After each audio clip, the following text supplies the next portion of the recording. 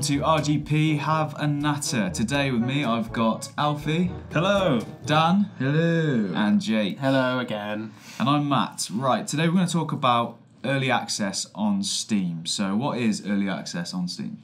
Well, it's self-explanatory really, isn't it? It says it on the tin. It's just a game that's not quite finished development and you get early access to it if you choose to pay for it. Or it hasn't even started development in some cases. In some cases, yeah. Are abysmal. Some of them are great. Well, we'll get on to that. Yeah, there's kind of mixed opinions about early access because basically, obviously, you can put up your game in an alpha state or a beta state. So, from some of the games that we've seen and played, there's been good and bad. Any experiences with different games? Wow. Yeah. Jake, do you remember that game, Starforge?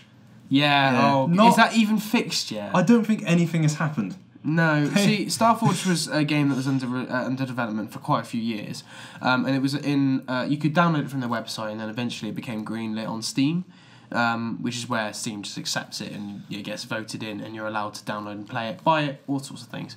We bought this a long time ago, and we played it, and it was terrible. Nothing has happened to it. And it's a good few years on now, and it's still terrible. And sorry to the developers, but I don't know if you've given up.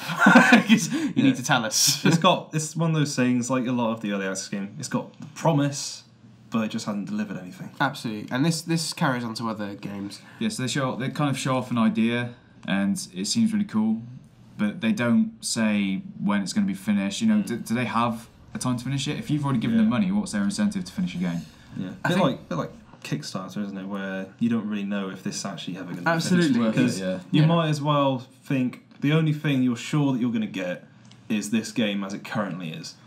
It's a gamble at the end of the day. You don't know what you're going to get. The final result could be absolutely naff. I think it's. But you could end up on the jam. So the thing is, you're putting your trust in a developer or in a project that and you're trusting them with your money. Like you don't know what you're going to get, do you? Like they've got to convince you that their product is going to be fine, and that you can trust them to give them the money. What I really like is when developers take on actually listen to the community that are playing this game. I think early access ultimately that's what developers are doing.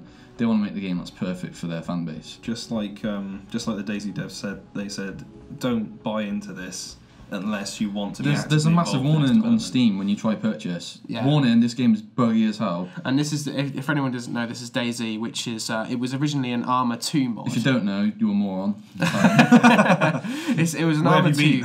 It was an Arma 2 mod originally, and then the studio Bohemia Interactive actually allowed the mod creators to create the game as a full release, and it uses some of Arma 2, some of Arma 3, and it's in beta access at the moment. You can buy it on Steam.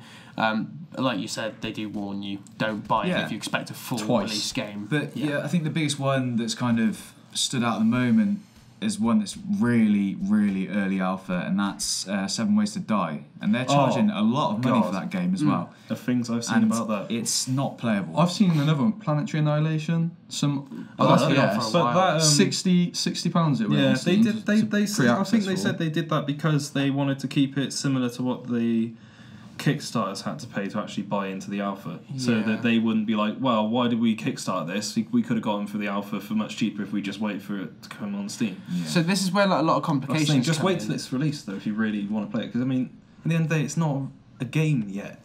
Well, this is where a lot of complications come in, because it's starting to trend now on Steam, where you can have a game that is not basic alpha. They've just got a decent build of it, so they can put it out to the public. Some of them are literally just tech demos, and they're charging £18 to £30 plus for these games, and it doesn't seem fair to the community that you're going to buy a game for that much money with no guarantee of finish or release product. That's why it's a gamble. That's why you've really got to take it upon yourself to research it. It's your fault at the end of the day. If you look at the Steam bestsellers list, every day, about half of them are early access games. So people are buying these games, and a lot of developers aren't saying like the DayZ ones say. This is really buggy. It's not finished. Don't buy it yet. Yeah, some of them are trying to pull the wool over your eyes. It's kind of like, look, we've done half the work. In all give us all your money. fairness, half the game is probably better than what Battlefield 4 was at the start. So. Getting on to Battlefield 4. Still in beta. But there has been some good games as well. Starbound is the thing is with Starbound. There's enough content there, and it's playable enough that it can still, it's fun, and it's pretty much a game that you wouldn't know it wasn't finished. And you can commit mass murder. You can. Starbound's a bit. If anyone doesn't know what Starbound is and have played Terraria, it's basically space Terraria. You can go down to different planets and you can go on your ship and go anywhere. But and it's massive. It's quite brilliant. A bit different. The reason it's got looks so like Terraria is because one of the guys helped them out. The artist on Terraria is working on Starbound. But it's like your basic sort of crafting game, but with a lot more interesting mechanics and a lot more planets. A lot more adventuring. Absolutely, yeah. Than some other games. So that's a great game, and also you don't mind. You can allow with games like that. I mean, it wasn't released.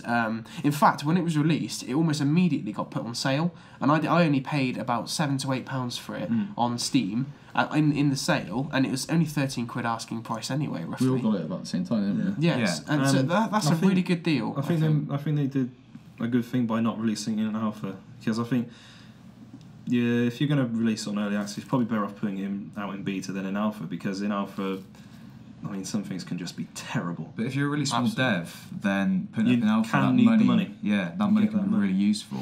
Especially if you don't have a publisher. Like, I don't think they definitely. See, the thing with DayZ is that they've got a behemoth behind them who, obviously, due to the mod of DayZ, so powerful, so successful. People were buying Arma 2 solely to play this mod. So they've got money, and they're listening to the community. And mainly for them, it was more people want to play this as soon as possible. They're not going to care. Yeah, well, that was us. That was me and you. It's like. Also, another example, really good example of an indie developer who's got a game and they're keeping the community completely in the loop is the studio behind Interstellar Marines. They're actually doing a YouTube blog, and they've been doing loads of vlogs and all sorts of software. Things. That's reminds me of Overgrowth. I couldn't remember the name of the dev. Yeah, 0 Point Software. Just say. Yeah, they're updating on YouTube. Always keeping in touch on Steam with the community, and the game is it's a long way off yet. But we know that because they've told us. Yeah. And they do warn you before you buy it again. And they're not asking for like 25-30 quid for it either. They're only asking Well, I picked it up in the sale. It's a green-lit game that went into the sale. I didn't really pay that much for it. From what it looks really promising. From what they've laid out their plans. Basically, they're going to go through this. It'll come out when it's ready, when they're happy with it. Yeah. They'll release it to a select few. Spoilers: shark monsters. Shark dog. Shark space things. Yeah. Shark dog monsters thing. Wow. Yeah, That sounds like and their vlogs are really entertaining, and they do give you some really valid information. So, what are your final thoughts on early access? Well, it's kind of like with me, I'm sat on the fence because I do get some really good experiences from select developers that are releasing their games fairly and keeping everyone informed. However, you're starting to see a lot of other developers jumping on the hype train with it and just thinking, oh, we've got half a game, let's throw it out, people are going to buy it. So yeah, it's having a positive effect and a negative effect, which is on the basis on just the ones that I've been playing. Everyone that I've bought that's been in early access so far, I've actually enjoyed quite a lot and put a lot of hours in. Yeah. Then again, like you said, there's a lot of games in early access and they're a pile of wank. But the thing, there is a problem. Sorry, Alfie, you go first. But go ahead, sir. There is a problem because this trend is starting to leak into big publishers, big AAA titles. You have no business doing this. Yeah, I mean. We're not pointing fingers or anything, but say it was something like EA pushing for the release on Battlefield 4 early. There were a lot of bugs, a lot of things like that. People prepaid for this game, and we weren't delivered a decent service. Yeah, I and they have the audacity to defend themselves today. They defended themselves on the whole issue with SimCity and Battlefield 4 today. Yeah,